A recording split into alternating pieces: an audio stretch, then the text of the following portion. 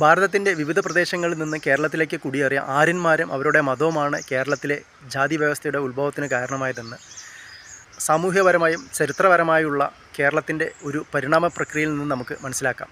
താമസിക്കുന്ന പ്രദേശങ്ങളുടെയും ചെയ്യുന്ന തൊഴിലിൻ്റെയും അടിസ്ഥാനത്തിലുള്ളൊരു വിഭജനം ബ്രാഹ്മണാധിപത്യ കാലത്തിന് മുമ്പ് തന്നെ കേരളത്തിൽ ഉണ്ടായിരുന്നതായിട്ട് സംഘകാല സാഹിത്യകൃതികളിൽ നിന്ന് നമ്മൾ മനസ്സിലാക്കിയിട്ടുണ്ട്.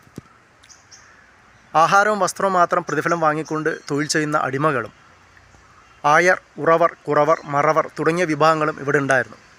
ഇതെല്ലാം തൊഴിലിൻ്റെയും ഗോത്രങ്ങളുടെയും അടിസ്ഥാനത്തിലുള്ളൊരു വിഭജനം മാത്രമായിരുന്നു. ഇത്തരം വിഭജനങ്ങൾ ലോക ചരിത്രത്തിലുടനീളം കാണുന്നുണ്ട്. എങ്കിലും കേരളത്തിലേതുപോലുള്ള ഒരു ജാതി വ്യവസ്ഥ ലോകത്ത് മറ്റൊരിടത്തും കണ്ടെത്താനായിട്ടില്ല.